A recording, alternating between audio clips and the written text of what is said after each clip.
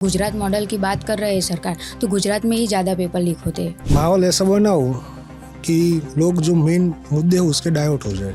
धर्म, राजनीति, धर्म पे आम आदमी को लेके जो एक्चुअल में बातें होनी चाहिए वो बात ही नहीं होती है। होता है तो इस फैमिली ने ये किया है, इस पॉलिटिशियन ने ये किया है। नहीं, आम आदमी की बातें करो कि उसको क्या चाहिए। धर्म की राजनीति पे जब हम सिमट जाते हैं ना तो हमारा पतन होता है। किसी भी देश को देख लीजिए, आप पाकिस्तान देख लीजिए, अफगानिस्तान देख लीजिए। आप बताइए कौन सी फैमिली में एक फीमेल के अपब्रिंगिंग में उसे ये बताया जाएगा कि नहीं तुम पॉलिटिशियन भी बन सकती हो।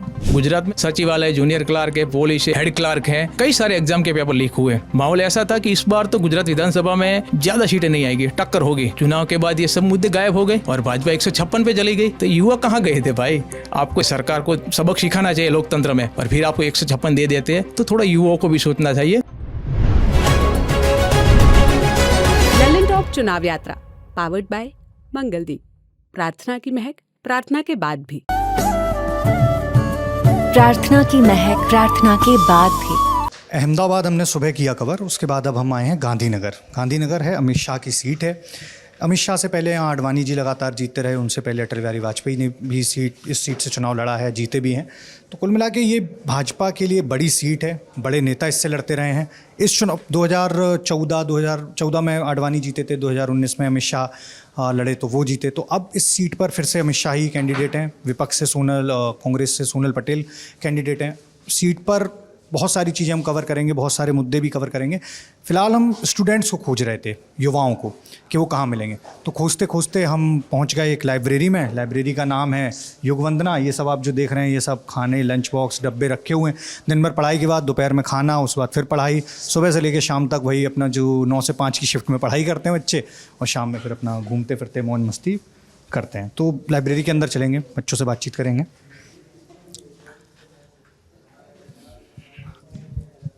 अब इस बातचीत में बहुत सारी ऐसी चीज़ों पर भी फोकस रहेगा, जैसे हम किसानों से मिले, किसानों के अपने मुद्दे थे।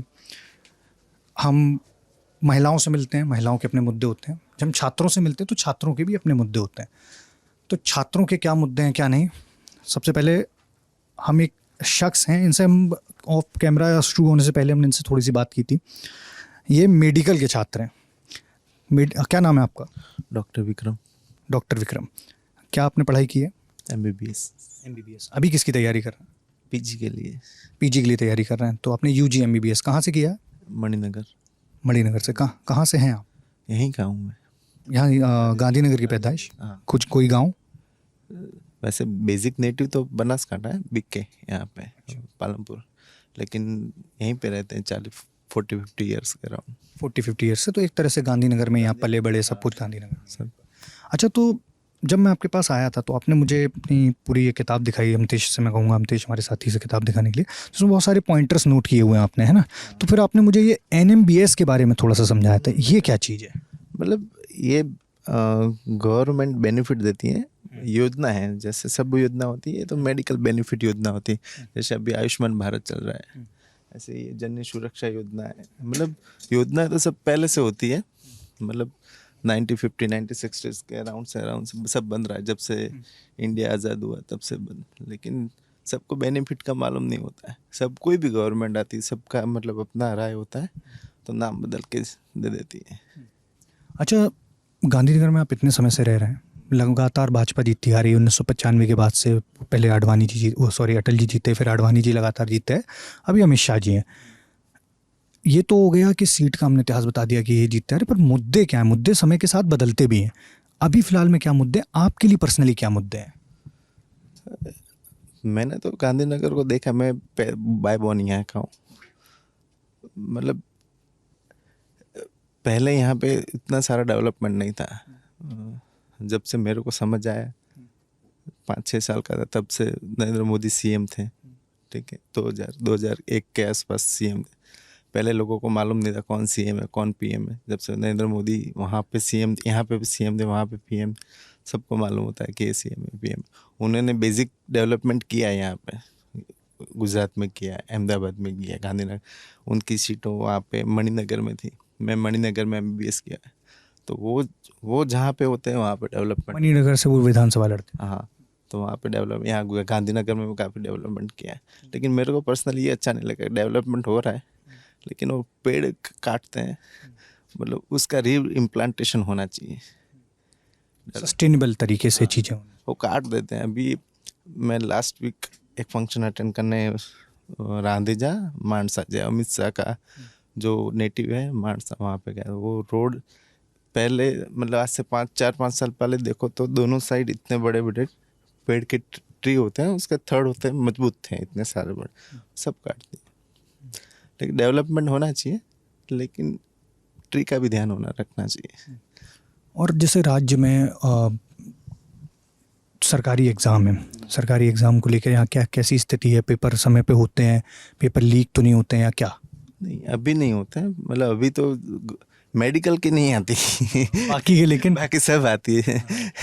मेडिकल की अभी 2021 में शायद आई थी, जीपीएससी आई थी। हाँ, उसके बाद नहीं आया जीपीएस जो राज्य सरकार की तरफ। हाँ, जैसे बाहर के सब अलग यूपीएससी होती है, यहाँ गुजरात के लिए जीपीएससी होती है। मेडिकल बाकी सबकी भर्ती आती रहती है, टाइम से आती है। क्या कारण लगता है क्यों भर्ती नहीं आती टाइम से? पता है, अभी बॉन्ड वाला सिस्टम हो गया है ना, तो जो बॉन्डेड डॉक्टर होते हैं ना, तो उनको डायरेक्ट पीएससी सीएससी पे अप्रूवमेंट दे देते हैं। तो उन लोगों को बिना मतलब कोई खर्च किए बिना ही डायरेक्ट मिल जाते हैं डॉक्टर। लेकिन उसके लिए उसकी वजह से क्या होता है, जो गाँव के मतलब पब्लिक होती है वो, अभी मैं डायरेक्ट जैसे मैं इंटर्न हूँ, इंटर्नशिप फिनिश किया, डायरेक्ट पीएससी पे चला गया, उतना मेरे को एक्सपोजर नहीं होगा। ठीक है, तो मैं वहाँ पे जाके काम करूँगा, मेरे को उतना नहीं आएगा जैसे जितना 4-5 साल रह के सीख के आदमी, उसको जितना आता है उसको फ्रेशर्स को नहीं आएगा ना। ठीक है, तो ऐसा नहीं होना चाहिए। गवर्नमेंट भर्ती होनी चाहिए, टाइम से गवर्नमेंट भर्ती होनी चाहिए। मेडिकल के भी होनी चाहिए। प्रॉपर एक्सपोजर जिसको मिला है वो जॉब करे, वो अच्छा है। सही है, चलिए हम आगे चलते हैं, दूसरे व्यक्ति से बात करते हैं। हाँ, पढ़ाई कर रही हैं मैम आप? क्या नाम क्या है आपका? दृष्टि मिस्त्री। दृष्टि मिश्री। कहाँ से हैं आप? मैं लोकलाइट हूँ, गुजरात में ही रहती हूँ। मतलब मेरा बॉर्न एंड ब्रॉट अप यहीं पे गुजरात में ही हुआ है। गुजरात में कहाँ पर? आनंद विद्यानगर। और आप यहाँ पर गांधीनगर में प्रिपरेशन के लिए यहाँ किस चीज़ की? जीपीएससी स्टेट सर्विसेज के लिए। जीपीएससी की प्रिपरेशन के लिए, जो स्टेट से जैसे यूपीएससी देश एडमिनिस्ट्रेटिव सर्विस जो है, सिविल सर्विसेज है, क्लास 1 to उसके लिए प्रिपेयर कर रही हूँ। पढ़ाई क्या की है आपने? मेरा बीए हुआ है हिस्ट्री में, देन एमए मैंने लखनऊ से किया है, बाबा साहेब भीमराव अम्बेडकर यूनिवर्सिटी से, एंड देन अभी मेरा पीएचडी चल रहा है और मैं साथ में प्रिपरेशन भी कर रही हूँ। पीएचडी कहाँ से चल रहा है? पीएचडी एसपी यूनिवर्सिटी से चल रहा है मेरा। पीएचडी का क्या आपने टॉपिक लिया हुआ है? ओके, अभी वो इंटरेस्टिंग है। The role of RSS in social upliftment, special reference to Gujarat. Role of RSS in social upliftment. तो अभी तक की क्या फाइंडिंग है आपकी? एक्चुअली अभी 2 सेमेस्टर्स ही हुआ है, तो मैं अभी लिटरेचर रिव्यू पे ज़्यादा फोकस कर रही हूँ, तो उसके बाद मेरा फील्ड वर्क शुरू होगा। तो काफ़ी अभी तक जानने को मिला है आरएसएस के बारे में, कि फाउंडिंग मेंबर्स जो थे उनके बारे में, उसके बाद एक के बाद एक जितने भी सरसंचालक हुए, तो उनके बारे में अभी पढ़ रही हूँ मैं कि क्या हुआ एग्जैक्टली। तो भाजपा और सबकी हिस्ट्री आप एक तरह से जो संघ की हिस्ट्री आप अभी पढ़ रहे हैं? संघ की हिस्ट्री, नॉट भाजपा की हिस्ट्री। अच्छा, तो एक चीज़ और बताइए कि आप पढ़ाई कर रहे हैं, आप पीएचडी भी कर रहे हैं, साथ में तैयारी भी कर रहे हैं। अब जब आप वोट डालने जाएंगे 7 तारीख को, तो कौन से मुद्दे आपके दिमाग में होंगे उस समय? बहुत सारे।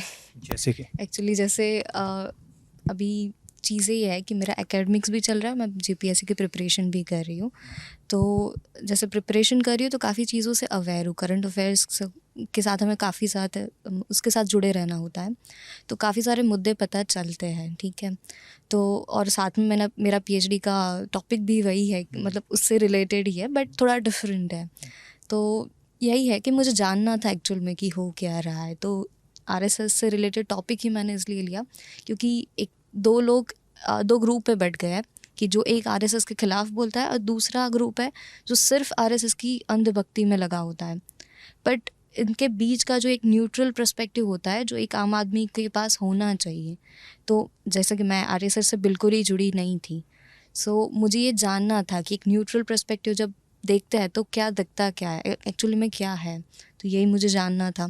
और जैसे करंट अफेयर से रिलेटेड जो भी मुद्दे हैं, कि जैसे डेफिनेटली इंफ्रास्ट्रक्चर को लेकर बहुत अच्छा काम हो रहा है, पॉलिसीज़ जो भी फॉरेन पॉलिसीज़ है उसमें काफ़ी ज़्यादा बदलाव आए। बट अगर ग्राउंड लेवल पे कुछ चीज़ें देखें कि जैसे एजुकेशन है, ठीक है, हेल्थ है, फिर गवर्नमेंट जॉब्स, काफ़ी सारी चीज़ें पेपर में पढ़ने को मिलती है कि ऑलमोस्ट 40% गवर्नमेंट एम्प्लॉयज़ पे ही काम हो रहा है, वही काम कर रहे हैं, 60% सीट्स फिल ही नहीं हो रही है। और ऐसे ही पुलिस, जैसे वुमेन है तो पुलिस में जितने भी विमेन के लिए जितनी भी सीट्स होती है वो कभी फील ही नहीं होती पूरी, ठीक है। जैसे उसके बाद लॉ को लेकर जो भी सिचुएशन है कि हाई कोर्ट्स में जो जजेस हैं उनकी सीट्स पूरी फिल ही नहीं होती है। तो ये काफ़ी सारी चीज़ें हैं जो ग्राउंड लेवल पे है, जो ज़्यादा अफेक्ट करेगी। डेफिनेटली इंफ्रास्ट्रक्चर है, फॉरेन पॉलिसी को लेकर बहुत कुछ हो रहा है और डेवलपमेंट हो रहा है, बट कुछ चीज़ें होती है जो डायरेक्टली लोगों से जुड़ी हुई होती है, ठीक है। जैसे हेल्थ है, लॉ एंड ऑर्डर जो सिचुएशन है वो, एंड देन हेल्थ, एजुकेशन, ये चीज़ें इतनी प्रॉपर, मतलब क्वेश्चन होते हैं कि क्या सच में हो भी रही है या फिर हमें दिख नहीं रही है, या जो हो रहा है, जो दिख ही रहा है वो बट इम्प्लीमेंट ही नहीं हो रहा है ग्राउंड लेवल पे। तो ये कुछ कॉन्फ्लिक्ट्स कभी कभी होते हैं जब हम करंट अफेयर में पढ़ते हैं और फिर इंडेक्सेस जो बाहर आते हैं, तो ये कभी कभी कॉन्ट्राडिक्ट करता है एक दूसरे से कि हम डेवलपमेंट तो देख रहे हैं तो फिर कहाँ पे ग्राउंड लेवल पे दिख क्यों नहीं रहा है। ये चीज़ें हैं जो दिमाग में चलती है इलेक्शन के टाइम पे। जब हम वोट करने जा रहे हैं, जैसे आपने बताया आपके ये सारे मुद्दे हैं, बहुत सारी चीज़ें आपने बताई कि जिन मुद्दों पर काम हुआ है और जिन मुद्दों पर नहीं हुआ है। जब कोई सरकार 10 साल तक सत्ता में कोई पार्टी रहती है, उसके बाद जब वो इलेक्शन में जाती है तो अपना पूरा हिसाब किताब बताती है, कई सारे मुद्दे होते हैं। इस इलेक्शन में जिस वे में चर्चा हुई है, आपको लगता है क्या उन मुद्दों को एड्रेस किया गया है जो आपने, जिन चीज़ों पर आपने कंसर्न बताया, या चर्चा बिल्कुल अलग उससे कहीं और हो रही है? मुझे तो, मेरा पर्सनली ये ओपिनियन है कि काफ़ी ज़्यादा भटक चुके हैं रियल मुद्दों पे। जिन मुद्दों पे बात होनी चाहिए एक्चुअल में उन मुद्दों पे बात होती नहीं है इलेक्शन के टाइम पे। जैसे अभी सुप्रीम कोर्ट बहुत ज़्यादा एक्शन में है, तो काफ़ी सारे ऐसे मुद्दे निकले बट उन पे बात नहीं हो रही है, बात कुछ और ही होती है। और ये ऐसा नहीं है कि कोई एक पर्टिकुलर पार्टी ऐसा कर रही है, सभी ऐसा कर रहे हैं कि आम आदमी को लेके जो एक्चुअल में बातें होनी चाहिए वो बात ही नहीं होती है। होता है तो इस फैमिली ने ये किया है, इस पॉलिटिशियन ने ये किया है, नहीं, आम आदमी की बातें करो कि उसको क्या चाहिए। तो रियल मुद्दों पे बात कभी नहीं होती है। मुझे ऐसा लगता नहीं है कि पर्सनली, ओके होता भी है तो 1-2 पॉइंट्स एड्रेस होता है बट बाकी सारी चीज़ें वही की वही, क्योंकि सभी कुछ और ही एजेंडा अपना लेके आए हैं। तो मुझे पर्सनली ऐसा लगता है कि नहीं, रियल मुद्दों पे बात नहीं होती है। जैसे आज यूथ को लेके अनएम्प्लॉयमेंट जितना हमारे पास डेमोग्राफिक डिविडेंड है, बट अभी आप अगर देखोगे कि कितने यूथ के पास एक्चुअल में वो चाहते हैं वैसा काम उनको मिल रहा है, तो मुझे नहीं लगता है कि मिल रहा है। जैसे मैं खुद BA MA PhD कर रही हूँ, बट मुझे साथ में प्रिपरेशन क्यों करनी पड़ रही है? क्योंकि मेरे पास आई डोंट थिंक सो कोई और ज़्यादा ऑप्शंस है या फिर क्रिएट किए गए हैं। तो अनएम्प्लॉयमेंट के लेकर बहुत ज़्यादा चीज़ें हैं, but I don't think so कोई इतनी बातें करता है। सो नहीं होती है, मुझे नहीं लगता है कि उतने अच्छे तरीके से डिस्कस होते हैं मुद्दे। एक और सवाल जब आता है कि आपने बताया मुद्दों पर बात नहीं हो रही है, मुद्दों से भटके हुए हैं। अब राजनीति में महिलाओं का जब आप रोल देखते हैं, बहुत अभी जब मैं पिछले कुछ दिन पहले हम लोग दिल्ली में कवर कर रहे थे, हमारी एक साथी हैं श्वेता, वो बात कर रही थी वहाँ महिलाओं से, तो बहुत कम लोग थे जो महिला लीडर्स को एड्रेस कर पाए कि हाँ मैं इनको पसंद करता हूँ या इनको मैं फॉलो करता हूँ या इनकी काम को मैंने देखा है। महिला लीडर्स का रिप्रेजेंटेशन काफ़ी कम है। जब आप किसी भी राज्य स्तर पर जाएं, किसी भी राज्य में चले जाएं, तो इसका आप क्या कारण मानती हैं और आपको क्या लगता है इसमें कैसे सुधार किया जा सकता है? पहली चीज़ ये कि मैं भी इस चीज़ को लेके अवेयर इतनी नहीं हूँ, क्योंकि गुजरात में मैंने तो नहीं देखा है कि कोई इतनी फेमस महिला लीडर सुनने को मिलता है। सबसे पहली चीज़ ये है कि जिस तरीके का हमारा सोसाइटी है, ठीक है, तो आप बताइए कौन सी फैमिली में एक फ़ीमेल के अपब्रिंगिंग में उसे ये बताया जाएगा कि नहीं तुम पॉलिटिशियन भी बन सकती हो। तो जब सोसाइटी में अपब्रिंगिंग में वो चीज़ें आएगी ही नहीं, और चलो बाई चांस किसी फीमेल ने सोचा कि वो उसे जाना है पॉलिटिक्स में, बट आप देखिए पॉलिटिक्स में क्या नहीं होता है, ठीक है, मसल एंड मनी पावर जो ये दोनों होते हैं। अब एक फ़ीमेल के लिए वैसे ही अपने घर से ही चीज़ें इतनी चैलेंजिंग होती है, तो फिर वो कहाँ बाहर पॉलिटिक्स में जाएगी। और अगर कोई अच्छा काम करने का सोच भी रहा है बट आजू बाजू लोग ही ऐसे हैं कि आपको, मुझे नहीं लगता है कि उतने अच्छे से काम करने देंगे। तो हाँ, ये इशू बहुत बड़ा है, बट ये जो बिल आया है डेफिनेटली बिल लाया तो गया इतने सालों के बाद, थैंकफुली वो बिल आया कि अब वुमेन को रिजर्वेशन मिलेगा, बट वो भी अभी बहुत दूर है। अभी वो नेक्स्ट इलेक्शन, अभी कब सर्वे होगा और फिर कब वो इम्प्लीमेंट किया जाएगा, तो वो भी अभी दूर है। हाँ, हुआ वो बहुत अच्छी बात हुई कि ये बहुत ही बड़ा पेंडिंग बिल था जो आ जाना चाहिए था अब तक, बट अभी तक नहीं आया है। तो देखते हैं कि कब आएगा। और ये बहुत ही अच्छा स्टेप है कि जब वुमेन अपने बारे में बोलना शुरू करेगी, जब वो अपने पर्सपेक्टिव लाएगी लोकसभा में, तब जाके उन पे एक्चुअल में डिस्कशन होना शुरू होगा। क्योंकि आप देखिए कि सिर्फ पॉलिटिक्स की बात करें, किसी भी क्षेत्र में आप देख लीजिए, वुमेन का जितने वुमेन है, जैसे 50% पॉपुलेशन वुमेन है, बट किसी भी सेक्टर में विमेन का रिप्रेजेंटेशन है ही नहीं उतना। पुलिस देख लो आप, जजेस जो है, अभी हमारे पास सुप्रीम कोर्ट के चीफ जस्टिस ऑफ इंडिया अभी तक कोई फीमेल जज बनी नहीं है। अभी 70 साल में ये हालत है। तो वही है कि रिजर्वेशन मिला हुआ है जहाँ पे, वहाँ पे भी रिप्रेजेंटेशन कम है। तो पॉलिटिक्स में मिला है तो डेवलप होने में टाइम लगेगा मुझे लग रहा है। और अभी उतना बोल्ड हमारा सोसाइटी नहीं हुआ है कि एक फ़ीमेल को कहे कि हाँ तुम अभी तक जितने भी सोसाइटी में हमने रोल डिफ़ाइन किया है फ़ीमेल को लेकर, वो छोड़ो और तुम पॉलिटिक्स में जाओ और तुम देश संभालो। तो आई डोंट थिंक सो उतनी मैच्योरिटी अभी महिलाओं में आई है या फिर सोसाइटी में आई है। टाइम लगेगा उसमें तो अभी। हालांकि कुछ महिला पॉलिटिशियन इसमें अपवाद के तौर पर आगे भी आई, जैसे सुषमा स्वराज हो गई, सोनिया गांधी हैं, ममता बनर्जी, मायावती, बहुत सारे ऐसे देश स्तर पर लीडर हैं जो आगे भी आए और जिन्होंने इस चीज़ को अपवाद बनाया। सबसे अच्छा लगा बात करके। मैं आगे बात करता हूँ। कहाँ से हैं आप? मैं जूनागढ़ से। नाम क्या आपका? हार्दिक। और क्या तैयारी कर रहे हैं? मैं जीपीएससी की तैयारी कर रहा हूँ। अभी तक क्या पढ़ाई की है? अभी तक तो बहुत कुछ पढ़ लिया, इंडियन कॉन्स्टिट्यूशन, जियोग्राफी, समथिंग। कोई दिक्कत नहीं, आपका टेस्ट नहीं हो रहा है, जो पढ़े बताइए, आराम से रिलैक्स हो जाइए। पहले क्या होता है कि वो ऐसा पहली बार इंटरव्यू देते हैं तो फियर आता है, इसीलिए। कोई बात नहीं, आप थोड़ा सा आराम से रिलैक्स हो जाइए, ब्रीथ करिए, कोई दिक्कत नहीं है। अब यहाँ पर लाइब्रेरी में तैयारी करने आ रहे हैं। अभी यहाँ पर हमारे 7 तारीख को यहाँ चुनाव है। जब आप चुनाव में जाएंगे, तैयारी कर रहे हैं, आप स्टूडेंट हैं, तो आपके क्या मुद्दे रहते हैं? एम्प्लॉयमेंट इज वो बड़ा मुद्दा होता है। और फिर हमारे जो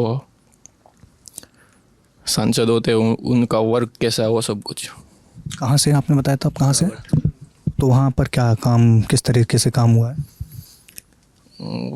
हमारे वहाँ के सांसद थे, अभी लगभग गोंडल सीट लगती है, तो रमेश थड़ूक, तो उनका मैंने थोड़ा चेक किया था, वो लोकसभा की वेबसाइट पे होता है ना, तो मुझे अच्छा लगा, वो अच्छा काम है। पर फिर भी हम देख के फिर।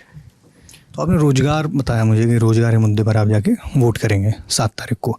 तो क्या लगता है अभी तक जो अभी सरकार है, पिछले 10 सालों से जो केंद्र में सरकार है, प्लस राज्य में भाजपा की काफ़ी लंबी समय से सरकार है, क्या कैसा काम रहा है रोज़गार को लेकर? आप कितने संतुष्ट हैं? 50-50। क्या कमी रही?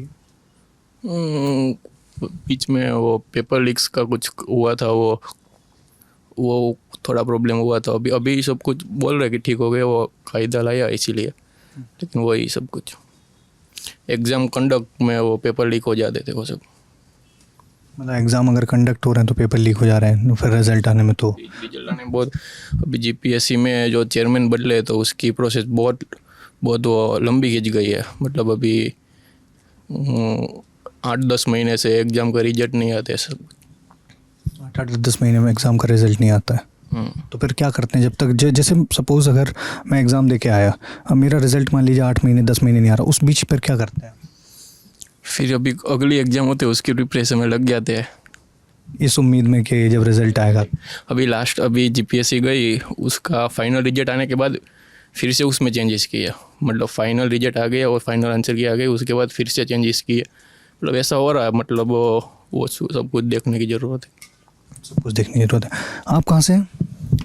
अहमदाबाद से। क्या नाम है आपका? जयदीप सिंह वाघेला। जयदीप जी, आप जब वोट करने जाते होंगे तो क्या मुद्दे रहते हैं आपके? यही एम्प्लॉयमेंट, जो पॉलिटिशियंस द्वारा इलेक्शन के टाइम में जो हेड स्पीच दिए जाते हैं और जो जिस मुद्दे पे डिस्कशन होना चाहिए उस मुद्दे पे नहीं होता। किन मुद्दों पर डिस्कस होना चाहिए? लाइक अभी जो इलेक्शन है तो गुजरात में मोरबी पुल में जो दुर्घटना हुई थी, सूरत और अहमदाबाद में हॉस्पिटल में फायर की जो घटना हुई थी, तो पॉलिटिशियंस क्या करते हैं, हेड स्पीच के द्वारा किसी धर्म या समुदाय पे टिप्पणी करते हैं और पूरा चुनाव डाइवर्ट कर देते हैं। जिस मुद्दे पे डिस्कशन होना चाहिए वो तो होता ही नहीं। तो आपको क्या लग रहा है, जैसे सत्ता पक्ष है जो अभी 10 साल से सरकार है पार्टी की, और विपक्ष है, दोनों की तरफ से ये दिक्कत है या फिर क्या, जो मुद्दों पर बात ना होना, मुद्दों से की तरफ से दिक्कत है, क्योंकि विपक्ष भी जिस तरह से उनको रिएक्शन देना चाहिए सत्ता पक्ष से वो नहीं दे पा रही है, और जो लोग एक्टिविस्ट है उनको सत्ता पक्ष दबा रही है, शांत कर रही है, साम दाम दंड भेद की नीति अपना रही है। जैसे कि आप हेट स्पीच की बात कर रहे थे, तो रिसेंटली कौन सा ऐसा आपको लगा कि जो कि हाँ कि ये मुद्दे से भटकाने के लिए हमें मुद्दे से अलग कुछ ऐसी स्पीच दी गई है? लाइक अभी हम गुजरात में बात करेंगे तो जो केंद्रीय मंत्री है रूपाला पुरुषोत्तम रूपाला जी, उन्होंने जो टिप्पणियाँ दी है तो अभी गुजरात के सभी लोग इसमें बिजी रहेंगे। अभी राहुल जी ने कुछ टिप्पणी की है तो विपक्ष ने भी वही रोल प्ले किया है। तो पब्लिक हेल्थ है, education, way of life, quality के साथ कॉम्प्रोमाइज़ कर देते हैं सब। क्वालिटी के साथ कंप्रोमाइज़ वाली बात है। वे ऑफ लाइफ साथ कॉम्प्रोमाइज़। मोरबी ब्रिज की घटना जो हुई उसमें जितने भी लोगों की मृत्यु हुई तो अभी डिस्कशन हो ही नहीं रहा। जो इंफ्रास्ट्रक्चर में क्वालिटी जो मेंटेन होनी चाहिए उसके बारे में डिस्कशन होने, ऐसे भी कई भी इंफ्रास्ट्रक्चर होंगे गुजरात में और गुजरात के बाहर भी जिसमें ऐसी दुर्घटना होने की प्रोबेबिलिटी है, पर इस पर कोई डिस्कशन नहीं हो रहा है, युद्ध भी नहीं कर रहा है। तो जब आप वोट करने जाते हैं तो आपके दिमाग में ये सारे मुद्दे होते हैं, तो लेकिन जब आप अभी पब्लिक स्पीचेस देख रहे हैं लोगों, चाहे सत्ता पक्ष हो चाहे विपक्ष हो, उनमें मैनिफेस्टो में मुद्दे आते हैं ये सारे, पर स्पीचेस में या फिर डिस्कशन में ये मुद्दे कहीं ना कहीं नदारत हो जाते हैं। उनका प्रोपोगंडा होता है। क्या प्रोपेगेंडा होता है? माहौल ऐसा बनाओ कि लोग जो मेन मुद्दे हैं उसके डाइवर्ट हो जाए, धर्म, राजनीति, धर्म पे, और मेन फोकस तो एजुकेशन, हेल्थ, इंफ्रास्ट्रक्चर ही है, उस पर तो डिबेट होती ही नहीं है जिस लेवल पर होनी चाहिए। आप कहाँ से हैं? गांधीनगर थी। गांधीनगर से। क्या नाम है आपका? जिगीशा। जिगीशा। क्या तैयारी कर रही हैं जिगीशा जी? मैं अभी यूपीएससी की तैयारी कर रही हूँ। यूपीएससी की। तो जब आप वोट डालने जाएंगे तो आपका क्या मुद्दा होगा? यही जो सबके होते हैं, एम्प्लॉयमेंट का प्रॉब्लम और मैनेजमेंट गवर्नमेंट में एग्ज़ाम के लिए वो बहुत ही पर नहीं। कोई नहीं। अच्छा एक बताइए कि जैसे आप अपना नेता देख रही हैं, गांधीनगर से अमित शाह हैं, सोनल पटेल कांग्रेस की उम्मीदवार हैं, आप जब अपने नेता को देखती हैं तो क्या वो चीज़ें हैं जो आपको दिखाई देता है कि ये मिसिंग है, ये इस पर भी बात होनी चाहिए? वो ना ज़्यादा रिलीजियस माहौल बना देते हैं, इसलिए जो सच्ची जो घटनाएं होती है वो उसके नीचे दब जाती है। जैसे मोरबी इन्होंने बताया, फिर वो तालाब वाला भी हुआ था ना जिसमें बच्चे डूब गए थे, वो भी एकदम से ढक ही गया। तो ऐसा इंफ्रास्ट्रक्चर के लिए अगर वो अच्छी क्वालिटी करे और सबको, तो अच्छा होगा। आप काफ़ी दूर है, मैं आपके पास ही आ जाता हूँ, है ना? तो क्या नाम है आपका? जय शाह। जय चौधरी। अच्छा तो जय जी क्या तैयारी कर रहे हैं? अभी मैं पीएसआई की तैयारी कर रहा हूँ। पीएसआई मतलब? Police sub inspector. Police sub inspector की। तो यहीं पर रहकर वो कहाँ से, यहाँ पर गांधीनगर से? बनासकाठा से। तो गांधीनगर फिर पढ़ाई तैयारी करने के लिए? हाँ, तैयारी करने। तो फुल टाइम बस तैयारी अभी यहाँ पर? हाँ, अभी फुल। तो क्या है, लगता है कि पुलिस भर्ती टाइम पे होगी, टाइम पे एग्ज़ाम होगा सब? हाँ, वो अभी हसमुख पटेल सर आए थे तो उनके ऊपर ट्रस्ट है, उनके पूरे शेड्यूल वैसे एग्ज़ाम का दे दिए है। तो आपका क्या मुद्दा? जैसे बनासकाठा में तो इस समय मैं देख रहा हूँ कि बहुत सारे जातिगत मुद्दे भी चल रहे हैं, और जातिवाद पे ही वोट मांगे जाते हैं। पर ऐसा क्यों? वो पता नहीं, वो ऐसे ही सब लोग कहते हैं हम आपको हमने वोट दिए थे, इस बार आप हमें दो, वैसे सब मतलब जातिवाद पर आप, जैसे हम अलग अलग जाति पे वोट है। आपके लिए क्या मुद्दा रहता है? अभी ट्रांसपेरेंस एग्ज़ाम लिए जाए, वो सब हो रहा है सही से? अभी हो रहा है, पहले थोड़े पेपर ज़्यादा लीक होते थे। पहले मतलब कब? वो GSSSB में वगैरह असित वोरा साहब थे तब ज़्यादा था। अभी एकदम सही से हो रहा है क्या? एकदम तो हमें पता नहीं, बट आप अपने एग्ज़ाम के बारे में बताइए, आपके एग्ज़ाम में सब सही चल रहा है? PA अभी हसमुख पटेल सर आए हैं तो थोड़ा ट्रस्ट है उन पे। उन पर थोड़ा ट्रस्ट है। और अच्छा, जब अपने नेताओं को देखते हैं तो क्या मुद्दे ऐसा लगता है कि इन पर चर्चा होनी चाहिए या नहीं? ये पेपर लीक वगैरह सब जाति धर्म वगैरह छोड़ के और काम पे बात की जाए। क्या नाम है आपका? धरती चावड़ा, धरती जी। धरती, कहाँ से हैं आप? आनंद से। आणंद से। आणंद तो ये बगल वाला ही जिला है ना? हाँ। आणंद में क्या मुद्दे हैं अभी? किस चीज़ के? मतलब आपके लिए आनंद में क्या मुद्दे हैं? जब आप चुनाव में जाती हैं तो आपके लिए आनंद में क्या मुद्दे हो? हमारे आनंद में सरकारी हॉस्पिटल नहीं है अभी। तो कहाँ इलाज के लिए कहाँ आना पड़ता है? प्राइवेट में। सरकारी अस्पताल नहीं है वहाँ पर। और ये कब से इस तरीके का हाल है? जब से देश आज़ाद हुआ था। नहीं, मतलब कहने का मतलब है कि जब अब चुनाव होते हैं, हर बार जब चुनाव होते हैं, विधानसभा का चुनाव होता है, तब भी ये मुद्दा तो आता ही होगा ना। जब आम जनता वोट डालने आती है या नेता आपके पास आते हैं तो आप लोग ये आवाज़ तो उठाते ही होंगे कि भाई हमारे पास सरकारी अस्पताल नहीं है। तो उस पर कोई बात, कहना, सुनवाई कुछ होती है?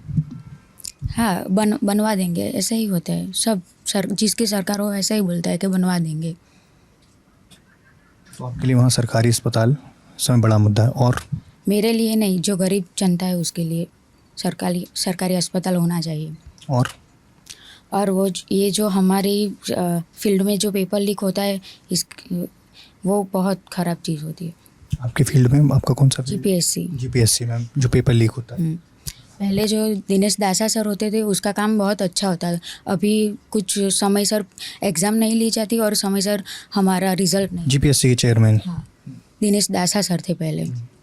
अभी कुछ समय सर नहीं होता है, एग्ज़ाम कुछ भी, रिज़ल्ट भी समय सर नहीं आते।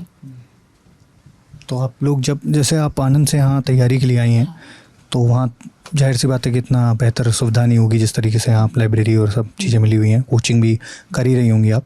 तो आपने जैसे बताया कि पेपर लीक हो जाता है, आप घर से तैयारी करने आई, अपना एक टाइम लेके आई कि चलिए मार्च 2024 तक तैयारी करूँगी, इतने टाइम पर एग्ज़ाम होगा। जब पेपर लीक हो जाता है तो चीज़ें टल जाती हैं, फिर उस टाइम पीरियड में क्या करती हैं?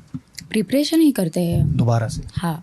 और फिर ये जो फाइनेंशियल बर्डन पड़ता है उस चीज़ का, जो एक्स्ट्रा टाइम जा रहा है सब, वो तो सबको, मेरा अकेला थोड़ी ना होता है, सब स्टूडेंट का होता है। वो मैनेज भी करना पड़ता हो? हमें भी मैनेज करना पड़ता है और हमारे पेरेंट्स को भी करना पड़ता है। तो आप आपके नेता से क्या बोलना चाहेंगे? यही कि अगर आने वाले समय में ऐसा पेपर लीक ना हो और समय टाइम टू टाइम एग्ज़ाम ली जाए और टाइम टू टाइम रिज़ल्ट आना चाहिए। टाइम टू टाइम एग्ज़ाम और टाइम टू टाइम रिज़ल्ट आना चाहिए। अच्छा, महिलाओं को लेकर आनंद में क्या स्थिति है? महिला सुरक्षा? पहले भी हम सुरक्षित थे, अभी भी सुरक्षित ही है आनंद में। और गांधीनगर में? गांधीनगर में भी सुरक्षित। तो महिला सुरक्षा मतलब उतना वहाँ मुद्दा है, यहाँ पर नहीं है। हमारा एक ही मुद्दा है कि हमारी एग्ज़ाम टाइम टू टाइम लेनी चाहिए और रिज़ल्ट आना चाहिए और पेपर लीक नहीं होना चाहिए। पेपर लीक, क्योंकि मैं ज़्यादातर जब भी जिससे भी बात करते हुए जा रहा हूँ, यहाँ पेपर लीक एक कॉमन मुद्दा। तो गुजरात मॉडल की बात कर रहे हैं सरकार, तो गुजरात में ही ज़्यादा पेपर लीक होते हैं।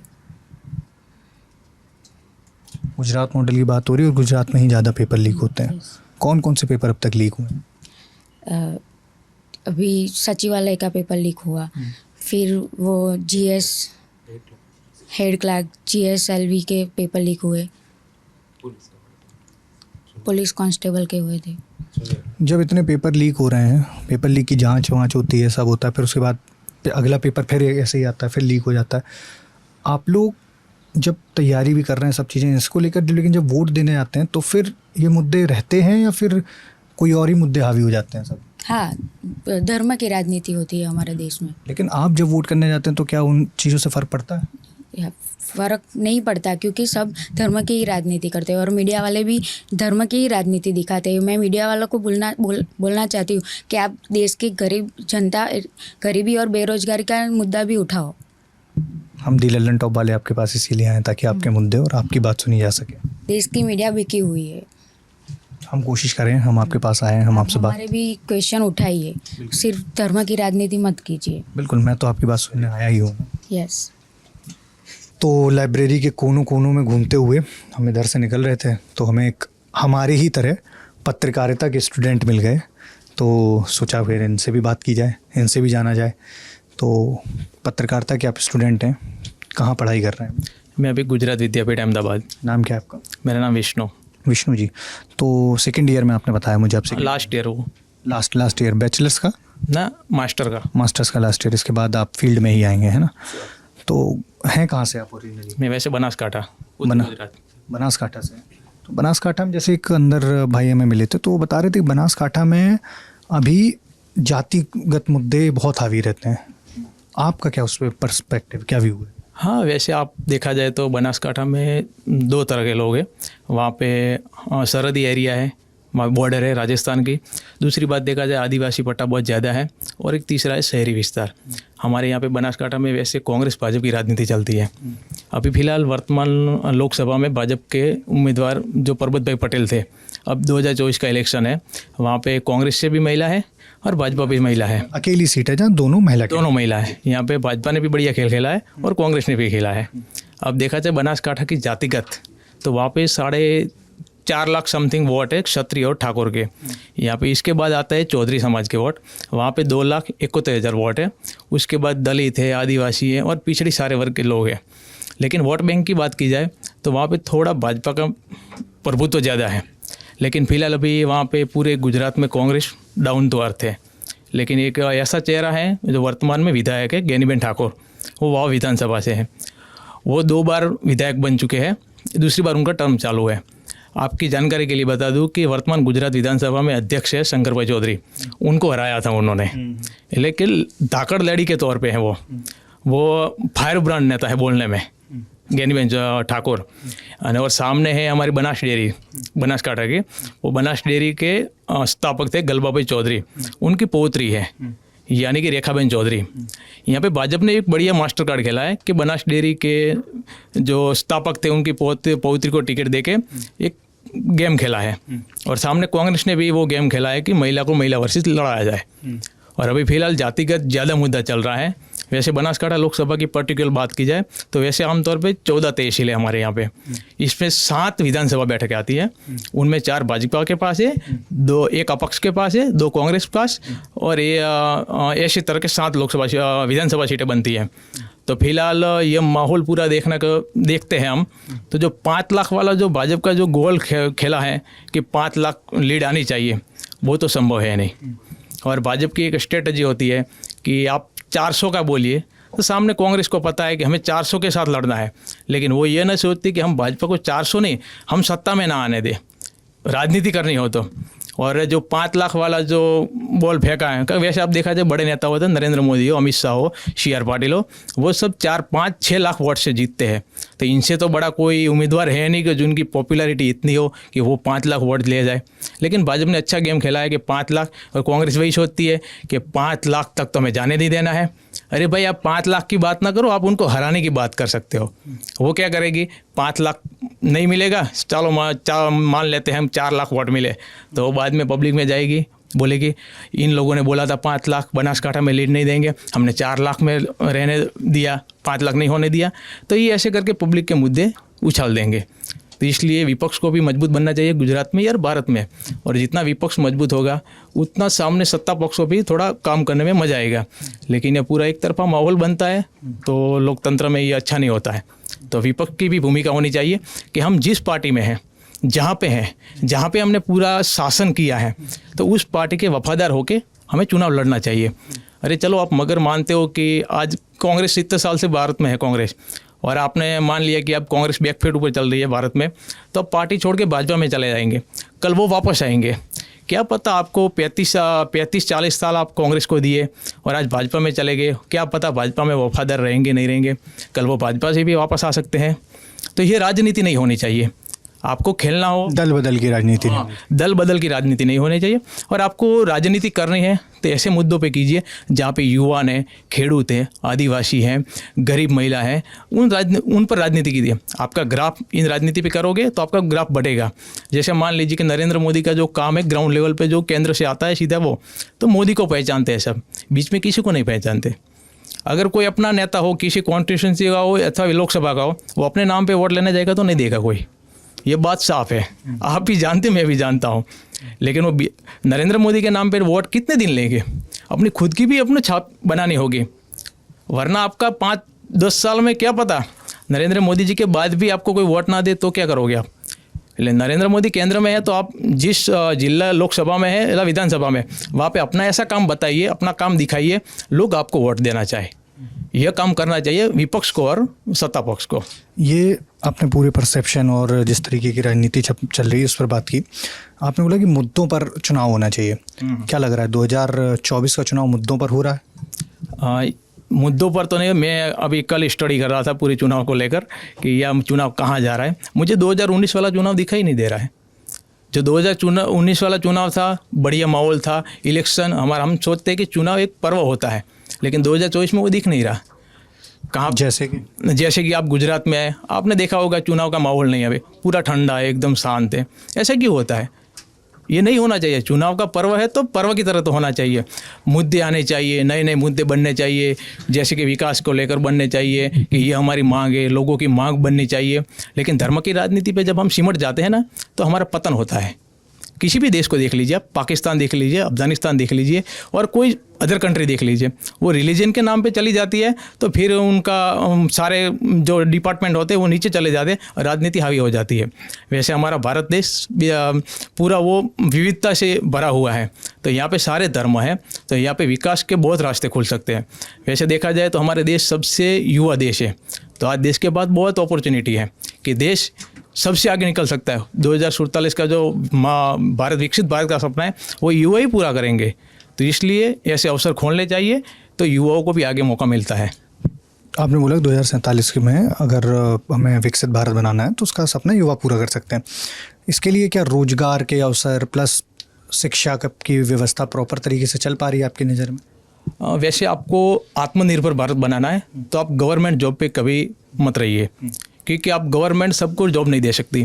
पर लेकिन प्राइवेट सेक्टर में भी क्या उतनी नौकरियां हैं? हाँ, मैं बताता हूँ। आप चलो गवर्नमेंट जॉब कर रहे हो अथवा गवर्नमेंट प्रिपरेशन कर रहे हो तो आपको जॉब सबको नहीं मिलेगी, ये बात मानते हैं सब लोग।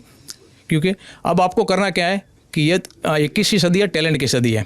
आपका जो टैलेंट है उस पर काम कीजिए आप, क्योंकि भारत देश इतना बड़ा है कि आप कहीं पे भी सेट हो जाओगे। आपका टैलेंट लेकर निकलेंगे तो लोग आपको एक्सेप्ट करेंगे। और इस बात देखा जाए तो वैसे भारत 2047 में विकसित होगा तो इसलिए स्टार्टअप करना पड़ेगा आपको, कोई छोटे छोटे काम करके उनको बड़ा करना पड़ेगा, तभी ये देश की माथादीठ आवक जो हम बोलते हैं जीडीपी वो बढ़ेगी, तभी ये देश का विकास हो सकता है। आपने बिल्कुल सही कहा कि हमें पूरे तरह से गवर्नमेंट जॉब पर नहीं निर्भर करना चाहिए, लेकिन जो लोग गवर्नमेंट जॉब की तैयारी कर रहे हैं फिर उसके बाद वो काफ़ी समय तक तैयारी करते हैं, उसके बाद पेपर लीक हो जाता है या कभी पेपर दे भी आए तो उसके बाद रिजल्ट नहीं आ रहा बहुत समय तक, तो ये भी चीज़ें एक तरीके से अवरोध है ना कि आप प्राइवेट सेक्टर में जा सकते हैं, लेकिन अगर कोई गवर्नमेंट जॉब करना चाह रहा है जिस भी XYZ वजह से, पर अगर उसको इस तरीके की चीज़ों का सामना करना पड़ रहा है। हाँ, सही बात है। अभी सारे युवाओं की एक ही मानसिकता बन गई है, आप 12th पास कर लीजिए और फिर इनको नगर में एक ही दौड़ती दिमाग बात में कि मुझे गवर्नमेंट जॉब करना है, लेकिन उनको और कोई रास्ता सोचना चाहिए। सारे गवर्नमेंट फैक्टर में नहीं जा सकते, लेकिन जो जाना भी चाहते हैं उनके लिए चाहते हैं उनको अपनी काबिलियत होनी चाहिए कि मैं 2 साल में दे दूंगा एग्जाम, मेरा अटेम्प्ट हो जाएगा। अगर मान लीजिए उसमें 2 साल में उन्होंने अटेम्प्ट दिया और पेपर लीक हो गया या फिर उनका रिजल्ट ही नहीं आया, हाँ, तो फिर इन युवाओं को सरकार को कटघरे में खड़े रखने की ताकत होनी चाहिए। 2 साल में अगर एग्जाम नहीं हुआ अथवा हुआ, पेपर लीक हो गया, तो इन युवाओं के पास शक्ति है, ताकत है कि सरकार को कटघरे में खड़े कर सकती है। लेकिन फिर चुनाव आता है, सारे भूल जाते। वैसे अब गुजरात की बात करता हूँ, गुजरात में 2019 के बाद 2017 के बाद सचिवालय, जूनियर क्लार्क है, पुलिस है, हेड क्लार्क है और कई सारे एग्जाम के पेपर लीक हुए। फिर भी हमारे गुजरात में ऐसा माहौल बना था, मैंने भी देखा था, माहौल ऐसा था कि इस बार तो गुजरात विधानसभा में ज़्यादा सीटें नहीं आएगी, टक्कर होगी। 182 हमारी विधानसभा सीट है, तो 90-95 सीट ऊपर गुजरात में भाजपा सिमट जाएगी, ऐसा थोड़ा परसेप्शन बना था। लेकिन फिर चुनाव आया, चुनाव के बाद ये सब मुद्दे गायब हो गए और भाजपा 156 पे चली गई। 2022 की बात करें, 2022 विधानसभा में 182 लोकसभा 182 विधानसभा सीटें 156 भाजपा को मिल गई। तो युवा कहाँ गए थे भाई? आपको इतने पेपर लीक हुए, आपके अंदर इतनी दाद थी कि सरकार को सबक सिखाना चाहिए लोकतंत्र में, और फिर आपको 156 दे देते हैं। तो थोड़ा युवाओं को भी सोचना चाहिए और उनके फैमिली वालों को भी सोचना चाहिए कि हम जिस दिशा में चल रहे हैं वहाँ पे ये घटना घटती है, दुर्घटना घटती है, फिर भी हम उस दिशा में जाना चाहते हैं, तो ये अपने खुद जिम्मेदार होंगे हम। आपने बताया कि सत्ता पक्ष को उसके मुद्दों के बावजूद भी, मतलब पेपर लीक और इन सब के बावजूद भी जीत गए, लेकिन विपक्ष की तरफ से भी इन मुद्दों को लेके किस अग्रेसिवनेस से लोगों के बीच जाना, ये सब चीज़ें नहीं हो पा रही हैं ना। सही बात है, विपक्ष भी अपनी भूमिका नहीं निभा रहा है जैसे निभानी चाहिए। हमारे लोकतंत्र में विपक्ष की बहुत बड़ी भूमिका होती है, लेकिन विपक्ष इतनी तरीके से भूमिका नहीं निभाता कि जैसे हम कोई पेपर लीक का मामला हो गया तो फिर वो अपना सेल्फ देख कर ही आता है कि चलो मेरा इस पेपर लीक हुआ, मैं चला जाता हूँ वहाँ पे तो मेरा कुछ फ़ायदा हो जाए, मैं राजनीति में चमक जाऊँ। लेकिन वो परसेप्शन लेकर निकलते हैं ना, तो फिर वो कभी सफल नहीं होते। इसलिए उनको ऐसे तरफ जाना चाहिए कि हम विपक्ष की भूमिका में है तो हम ये मुद्दे लड़ेंगे, बोलेंगे, विधानसभा तक पटल पे जाएंगे। लेकिन वो वहाँ से वहाँ तक जाते जाते पता नहीं क्या हो जाता है कि मुद्दे विधानसभा पटल पर पहुँचते ही नहीं है। एक हमने पूरे देश दुनिया की चर्चा कर ली, अब आते हैं बिल्कुल नैरो करके आपके लोकसभा क्षेत्र पे। आप बनासकाठा से आते हैं, यहाँ पर रहकर गांधीनगर में तैयारी कर रहे हैं, बनासकाठा में क्यों नहीं गए? तैयारी मतलब आप अभी फाइनल ईयर में है? हाँ, वैसे मैं तैयारी यानी मैं जर्नलिस्ट की तैयारी कर रहा हूँ। तो अहमदाबाद यहाँ से गांधीनगर से नज़दीक है, तो मुझे गवर्नमेंट कोटा में अहमदाबाद में मिला था, तो मेरा ये नज़दीक होता है अहमदाबाद से गांधीनगर जाने के लिए। और फिर आपने बोला हमारा बनासकाठा में कॉलेज नहीं है क्या आपके? नहीं, वैसे सब जगह नहीं होता है जर्नलिस्ट पर। वो गुजरात का सबसे प्रतिष्ठित कॉलेज है गुजरात विद्यापीठ, महात्मा गांधी ने स्थापना की थी 1920 में। यहाँ पे डिपार्टमेंट चलता है, यहाँ से गुजरात के बहुत सारे पत्रकार निकले हैं, बहुत बड़े बड़े। इसलिए मैं यहाँ पे पूरा रिसर्च करके यहाँ पे पहुँचा हूँ, क्योंकि आगे मुझे भी अपॉर्चुनिटी मिल जाए आगे अच्छी बड़े चैनलों में काम करने की, इसलिए मैं यहाँ पे आया था। मेरा आपसे बस एक आखिरी सवाल है, जब ये चुनाव होगा 7 तारीख को हम लोग वोट करने जाएंगे, तो आपको लगता है कि इस बार ये जो आपने रोजगार प्लस पेपर लीक इन सब चीज़ों के मुद्दे बताए, इन मुद्दों पर वोटिंग होगी या फिर पहले की तरह ही जो मुद्दे चलते रहते हैं उन्हीं पर वोटिंग होगी? नहीं, जैसे चुनाव डिक्लेयर होता है 45 दिन के आसपास होता है चुनाव की डिक्लेरेशन और चुनाव डालने का था। यहाँ पे 3 भाग में डिवाइड होता है चुनाव। जैसे पहले होता है माहौल बन जाता है, हम यह कर देंगे वो कर देंगे, फिर बीच में चुनाव थोड़ा ठंडा हो जाता है, फिर लास्ट में जो जगता है वही जीतता है, लास्ट अंतिम 5-10 दिन में। और वहाँ पे जिसने बाजी मार ली, जो प्रचार करना था वो कर लिया, जो पब्लिक के दिमाग में डालना था वो इस तरह डाल दिया, तो मानो ये पब्लिक वही मानती है, फिर सारे मुद्दे भूल जाते हैं पब्लिक। इसलिए जो मुद्दे युवाओं के हैं उनको ध्यान में रखना चाहिए। आप किसी को ज़्यादा से ज़्यादा बहुमत में ला कर खड़े कर देते हो और फिर आपके प्रॉब्लम सॉल्व नहीं होते, फिर आपको उनको गाली देते हो, तो वो ऐसा ना बने। इसलिए आपको विपक्ष को भी मजबूत बनाना चाहिए और सत्ता पक्ष को भी। अब सत्ता में आती ही है सरकार, तो उनको भी पता होना चाहिए कि अगली बार हमने कुछ ऐसा गड़बड़ कर दी तो ये सब युवा हमारे खिलाफ हो जाएंगे, तो फिर हमें काम अच्छी तरह से करना पड़ेगा, गुड गवर्नेंस नीति बनानी पड़ेगी। तो ये सारे विकल्प होते हैं। तो युवा इस देश का धन है और युवाओं को आगे देखना होगा। इस देश युवाओं से आगे निकलेगा। 2047 में जब विकसित भारत होगा तो इन सभी का रोल होगा। यहाँ से सब युवा खड़े, वो कहीं पे भी देश का बड़े बड़े पदों पे योगदान देते होंगे और देश उज्जवल भविष्य के लिए जाएगा। क्या नाम है आपका? भरत सिंह चावड़ा। भरत सिंह चावड़ा, कहाँ से हैं आप? मैं सोमनाथ से हूँ। सोमनाथ से हैं। यहाँ पर गांधीनगर में प्रिपरेशन कर रहा हूँ जीपीएससी का। कब से तैयारी कर रहे हैं? मैं 3 साल से कर रहा हूँ। 3 साल से तैयारी कर रहे हैं। तो इस बार एग्ज़ाम होगा, कब होगा? एग्ज़ाम तो हो गई है, 5 महीने हो गए एग्ज़ाम हो गई, लेकिन इसका रिजल्ट नहीं आ रहा। वो जो दासा सर थे हमारे जीपीएससी के अध्यक्ष, तब वो काम बुलेट ट्रेन से हो रहा था, लेकिन जब वो नए अध्यक्ष आ गए वो काम लोकल ट्रेन से हो गया। लगता है अब तो कब मेंस आएगी, कब प्रीलिम का रिज़ल्ट आएगा। और प्रीलिम का रिज़ल्ट तो आता है लेकिन उसमें भी गलती होती है। फाइनल रिज़ल्ट प्रीलिम का आता है, उसमें 5-5, 6 गलती है कि सच्चे मैथ्स के आंसर भी गलत होते हैं। तो हमें तो लगता है कि ये अध्यक्ष जब जाएंगे, अक्टूबर में उसका कार्यकाल ख़त्म हो रहा है, तो इसके बाद अच्छे अध्यक्ष आए इसकी प्रार्थना हम कर सकते हैं। इसके सिवा तो हमारे पास ऑप्शन भी नहीं है। तो जब वोट डालने जाएंगे तो क्या मुद्दा रहेगा आपका इस बार? पहला तो हमारा यूथ का ही रहेगा, एम्प्लॉयमेंट का ही, क्योंकि हमने जो परिस्थिति झेली है वो अपने अपने भाइयों को झेलना ना पड़े, इसीलिए उसके बिहान में ही वोट करेंगे हम। आपने परिस्थिति की बात की है, आप पारिवारिक परिस्थितियों की बात कर रहे हैं। हाँ, पारिवारिक परिस्थिति की बात भी कर रहा हूँ और पूरी खुद की मेंटल स्थिति की बात भी कर रहा हूँ। जैसे मुझे एक चीज़ जाननी है कि हम फाइनेंशियल स्थिति की बात करते हैं कि पेपर लीक हो जाता है या फिर रिजल्ट नहीं आता, तो वो लंबे समय तक स्ट्रेच हो जाता है, 5 महीने, 6 महीने, 7 महीने तक, तो वहाँ फाइनेंशियल बर्डन तो पड़ता ही। मेंटली क्या आप लोगों को फेस करना पड़ता है, दिमाग में उस समय क्या चल रहा होता है?